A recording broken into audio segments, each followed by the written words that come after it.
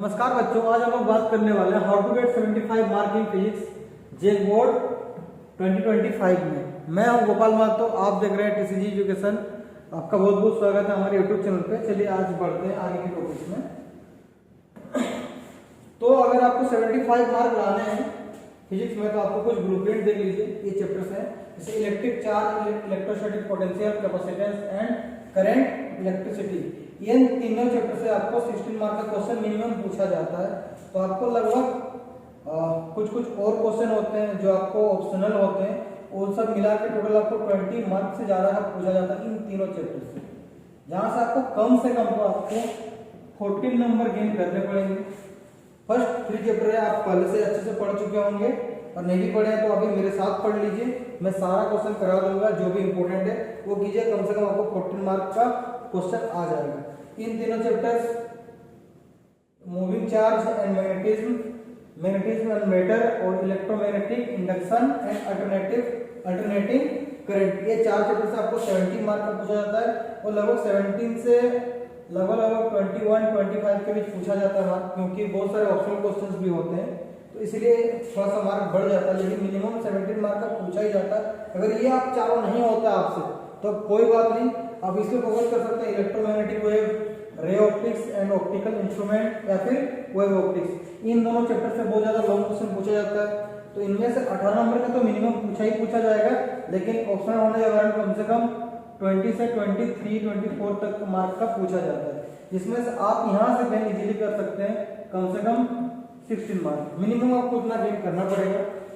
Dual nature and radiation and matter, atoms and nuclei, ये तीनों chapter से maximum आपको एमसीक्यू पूछे जाते हैं, जो कि 12 नंबर के होंगे। इसमें से आप कम से कम 6 मार्क गेन कर सकते हैं इजीली, अगर आपने सही से रीड भी किया होगा। तो एनसीईआरटी या फिर कहीं भी आपका गेस पेपर से पढ़ लीजिए, एमसीक्यू पढ़ लीजिए, कम से कम आपको 6 मार्क देखने को मिल जाएंगे।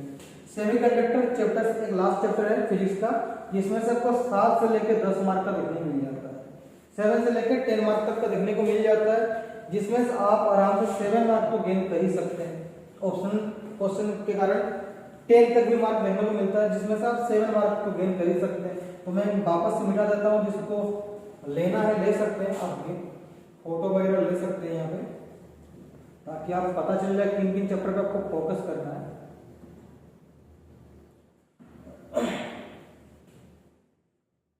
ठीक है, इन चैप्टर पे आप फोकस कीजिए, बेटर है इन तीनों से। अगर ये 4 नहीं हो पाता आपसे कोई बात नहीं, आप इन दोनों को फोकस कीजिए। छोटे छोटे चैप्टर से लॉन्ग क्वेश्चन आराम से कीजिए, मौज काटिए। इसके बाद सेमीकंडक्टर चैप्टर 7 मार्क का एक चैप्टर है, अच्छे से कर लीजिए, उसमें आपका नंबर गेन हो जाएंगे। तो चलिए आगे बढ़ते हैं कि पहला चैप्टर से फिजिक्स का क्या क्या आपको इंपॉर्टेंट क्वेश्चन है। तो पहला बात आता है कि इस क्वेश्चन में से कूलम्ब्स लॉ, सेकंड आता है electric field intensity due to a point charge, electric field intensity at a point on axial line due to a electric dipole. ये थोड़ा सा इंपॉर्टेंट है आपका, किसके लिए? 2025 के लिए, थोड़ा सा ये इंपॉर्टेंट क्वेश्चन है। और उसके बाद ये भी इंपॉर्टेंट है, electric field intensity at a point on the equatorial line due to a electric dipole. ये भी 2025 के लिए बहुत इंपॉर्टेंट क्वेश्चन है। ठीक है, उसके बाद torque experience by an electric dipole kept in a uniform electric field. ये क्वेश्चन 2024 में आ चुका है, तो आने के चांसेस ना के बराबर है। उसके बाद application of Gauss law, Gauss theorem जो है उससे कुछ एप्लीकेशन है, जैसे इन्फिनिटली लॉन्ग स्ट्रेट वायर। ये क्वेश्चन आने के चांसेस है, क्यों? क्योंकि पूछा नहीं गया था। प्लेन शीट वाला 2024 में आ चुका है, तो आने के चांस ना के बराबर 2025 में। स्फेरिकल सेल, ये जो थर्ड इसका एप्लीकेशन है, इससे भी इसको भी आने के चांसेस है। ये दोनों आने के चांसेस है, और इधर से ये दोनों, यानी कि 4 क्वेश्चन कर लीजिए, आपको चांसेस है कि भिड़ जाए आपका कम से कम 10 नंबर का तो क्वेश्चन भिड़ जाता है, वो तो आने की उम्मीद रहते हैं।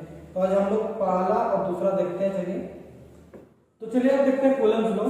तो कूलम्ब्स लॉ ये कहता है कि magnitude of 2 force of attraction और repulsion between any 2 point charges at a rest is directly proportional to the product of the magnitude of charges and inversely proportional to the square of the distance between them. मतलब simple सा है कि आपको 2 charge पहले मान लीजिए, एक को Q2 मानिए, एक को Q1 Q2 मान लीजिए, उनके बीच का डिस्टेंस कितना है? R है। तो अकॉर्डिंग टू कूलम्ब्स लॉ ये बोलता है जो इनके बीच का जो फोर्स ऑफ अट्रैक्शन या के जो मैग्नीट्यूड है उनका प्रोडक्ट है। ठीक है, इसको इक्वेशन 1 मान लीजिए। सेकंड क्या बोलता है, इनवर्सली प्रोपोर्शनल है, जो फोर्स है वो कैसा है, इनवर्सली प्रोपोर्शनल है उनके square of the distance between two charges. इसको इक्वेशन 2 मान लेंगे। फ्रॉम 1 and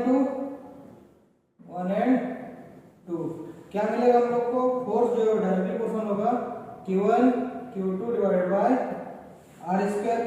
अब कभी भी प्रोपोर्शनलिटी साइन हटता है तो कांस्टेंट बैठता है, तो F इक्वल टू क्या हो जाएगा, K Q1 Q2 by R square, जहां K क्या है, K equal to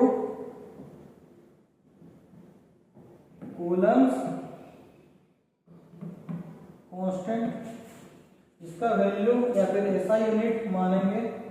SI unit क्या हो जाएगा, न्यूटन मीटर स्क्वायर पर कूलम स्क्वायर।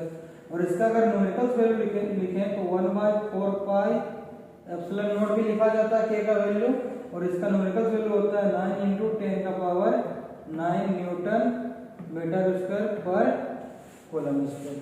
ये इसका वैल्यू होता है। तो कूलम फ्लो को बस इतना ही है। अब बाकी वैल्यू एसआई यूनिट जान सकते हैं, उसको के का जगह 1/4 पाई एप्सिलॉन नॉट बहुत सारा बुक में है तो उसका वैल्यू उतना ही होता है। और न्यूमेरिकल वैल्यू होता है 9 × 10⁹ न्यूटन मीटर स्क्वायर पर कूलम स्क्वायर। अगर एसआई यूनिट पूछता है तो ये लिख सकते हैं। ठीक है, तो चलिए हम नेक्स्ट टॉपिक पे चलते हैं। Electric field intensity due to a point charge. तो पहले एक पॉइंट चार्ज मान लेते हैं, लेट कैपिटल Q एक पॉइंट चार्ज, और एक टेस्ट चार्ज मान लेते हैं, इसको Q0 मानते हैं, और पॉइंट मान लेते हैं P पे। यहाँ पे हमको क्या फाइंड करना है, इलेक्ट्रिक फील्ड इंटेंसिटी, और उनके बीच का जो डिस्टेंस है वो मान लीजिए R है। तो अब कंसीडर में लिखा हुआ है, सेम चीज को हम लोग कंसीडर पे लिख लिए हैं। क्या, consider a point charge Q और let Q0 be the test charge place in free space at a distance R। Distance दोनों के बीच का कितना है, R है, और इसको प्लेस कहां किया जाएगा, ये जो पॉइंट चार्ज है उसके इलेक्ट्रिक फील्ड के रीजन में ही प्लेस करना है, यानी कि बाहर तो फील ही नहीं करेगा ना इलेक्ट्रिक फील्ड इंटेंसिटी, उसके इलेक्ट्रिक फील्ड के रेंज में ही डालना है। तो चलिए अकॉर्डिंग टू कूलम्स लॉ क्या हो जाएगा,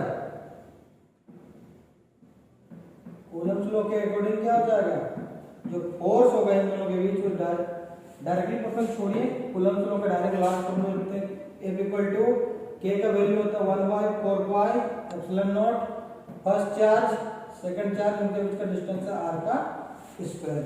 और हम लोग ये जानते हैं, know that electric field intensity equal to होता है फोर्स बाय चार्ज। चार्ज कौन सा है यहाँ पे, टेस्ट चार्ज आपका Q0 है। ठीक है, अब F का वैल्यू हम लोग यहाँ से फाइंड पुट कर देंगे, तो E इक्वल टू क्या मिलेगा, F का जगह 1/4 pi epsilon naught Q0 by R square, और यहाँ पे ये Q0 बैठेगा, Q0 कटेगा, तो E इक्वल टू क्या मिला 1/4 pi epsilon naught Q by R का स्क्वायर। यही है electric field intensity due to a point charge. बस इतना कीजिए, काफी है। आज के लिए बस इतना ही। नेक्स्ट टॉपिक पे हम लोग क्या क्या देखेंगे वो भी देख लेते हैं। नेक्स्ट टॉपिक देखेंगे हम लोग एक्सियल लाइन पे इलेक्ट्रिक फील्ड इंटेंसिटी निकालना, इक्वेटोरियल लाइन पे भी निकालना इलेक्ट्रिक फील्ड इंटेंसिटी। टॉर्क ये आ चुका है 2024 में, तो इसको आने का चांसेस नहीं के बराबर है, इसको काट दीजिए, कोई फर्क नहीं पड़ता। ये भी 2024 में आ चुका है, तो नहीं के बराबर आने का चांसेस है। तो हम लोग नेक्स्ट क्लास में ये देखेंगे एक्सियल लाइन पे, इक्वेटोरियल लाइन पे, फिर ये लॉन्ग वायर वाला, उसके बाद स्फेरिकल सेल वाला। ये सारा 4 टॉपिक जो बचा ये भी नेक्स्ट क्लास देख लेंगे। तब तक आप ये दोनों को इतना क्लियर कर लीजिए कि आपको दिक्कत ना आए। और ब्लूप्रिंट का अगर फोटो लेना है तो आप ले सकते हैं, ये रहा ब्लूप्रिंट का, इसको स्क्रीनशॉट ले लीजिए या फिर लिख लीजिए कॉपी में। आपको इन चैप्टर्स पे फोकस कर रही है, 3 चैप्टर्स, यहाँ ये 2 चैप्टर्स और लास्ट चैप्टर बचा सेमीकंडक्टर। अगर ये 6 चैप्टर भी बढ़िया से कर लेते हैं, 3 2 5 1 6 चैप्टर हुआ, अगर ये 6 चैप्टर भी करते हैं तो आपको कोई फेल तो नहीं हो सकता, आप आराम से 60% आराम से क्लियर कर सकते हैं। पूरा ओवरऑल केमिस्ट्री वगैरह का बाकी का आपका ये है कि कैसा आप नंबर गेन करते हैं, बट फिजिक्स में तो आप इतना % आराम से गेन कर सकते हैं। प्लस होगा कम नहीं होगा। अगर आप ये 6 चैप्टर को बढ़िया से करते हैं, अब इनसे क्वेश्चन छूटना नहीं चाहिए। बढ़िया से का मतलब तो यही होगा ना, अब देख लिए कर लिए, बाद में एग्जाम में लिख ही नहीं पाए तो अब ये नंबर नहीं गेन कर पाएंगे। आपको ये सारा का सारा चैप्टर बढ़िया से करना होगा तभी आप अपना नंबर गेन कर सकते हैं। चलिए आज के लिए बस इतना ही, मिलते हैं किसी नेक्स्ट वीडियो पे।